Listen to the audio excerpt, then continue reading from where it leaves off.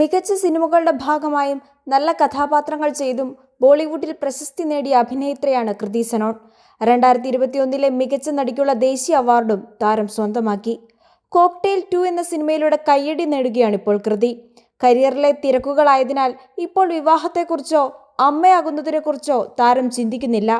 എന്നാൽ ഭാവിയിൽ കുഞ്ഞിന് ജന്മം നൽകുന്നതിൽ തടസ്സമില്ലാതിരിക്കാൻ വേണ്ടി എഗ് ഫ്രീസിംഗ് അഥവാ അണ്ഡശീതീകരണം ചെയ്തതിനെക്കുറിച്ച് പുതിയ അഭിമുഖത്തിൽ കൃതി സനോൺ സംസാരിക്കുന്നുണ്ട്. നടിയുടെ വാക്കുകളാണ് ഇപ്പോൾ ശ്രദ്ധ നേടുന്നത്. ആദ്യമായാണ് ഞാനിത് പറയുന്നത്. ഞാൻ അണ്ഡശീതീകരണം നടത്തിയിട്ടുണ്ട്. ഇപ്പോൾ വിവാഹം ചെയ്യണം, ഇപ്പോൾ കുട്ടികൾ വേണം എന്ന് ചിന്തിക്കുകയും എൻ്റെ ടൈം ലൈൻ കാരണം അത് ചെയ്യുകയും ചെയ്യുന്നത് എനിക്ക് പറ്റിയില്ല. വിവാഹമായാലും കുട്ടികളായാലും നമുക്കുള്ളിൽ തോന്നുമ്പോഴാണ് ചെയ്യേണ്ടത്, സമ്മർദ്ദം കാരണമല്ല.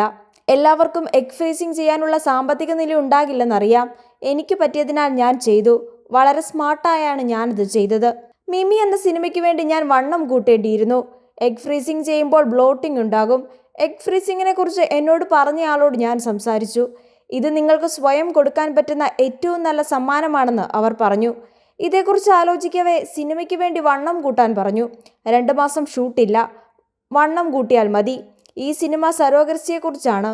ഇപ്പോൾ എഗ് ഫ്രീസിംഗ് ചെയ്യാമെന്ന് തോന്നി. ഹോർമോൺ വ്യതിയാനം തോന്നുന്ന ഘട്ടമുണ്ട്. ഗർഭിണിയായ സ്ത്രീയെപ്പോലെ മൂഡ് സ്വിങ്സ് ഉണ്ടാകും. എഗ് ഫ്രീസിംഗ് ചെയ്തതിൽ സന്തോഷമുണ്ട്. ഇക്കാര്യം എൻ്റെ ചിന്തയിൽ തന്നെ ഉണ്ടാകുമെന്ന് കരുതിയില്ല. ആളുകൾ എപ്പോഴാണ് നിങ്ങൾ വിവാഹം ചെയ്യുന്നതെന്ന് ചോദിക്കുമ്പോൾ അവരുദ്ദേശിക്കുന്ന പ്രധാന കാര്യം നിങ്ങൾ എപ്പോഴാണ് കുഞ്ഞിന് ജന്മം നൽകുക എന്നതാണ്. സ്ത്രീകളുടെ ബോഡി അങ്ങനെയാണ്. ഒരു പ്രായം കഴിഞ്ഞാൽ ആരോഗ്യകരമായി ഗർഭം ധരിക്കാനും കുഞ്ഞിന് ആരോഗ്യമുണ്ടാകാനും ബുദ്ധിമുട്ടാണെന്നും കൃതി സനോൺ പറഞ്ഞു. ഹ്യൂമൻസ് ഓഫ് ബോംബെയിൽ സംസാരിക്കുകയായിരുന്നു നടി. കൃതിക്ക് മികച്ച നടിക്കുള്ള ദേശീയ പുരസ്കാരം ലഭിച്ച സിനിമയാണ് മിമി.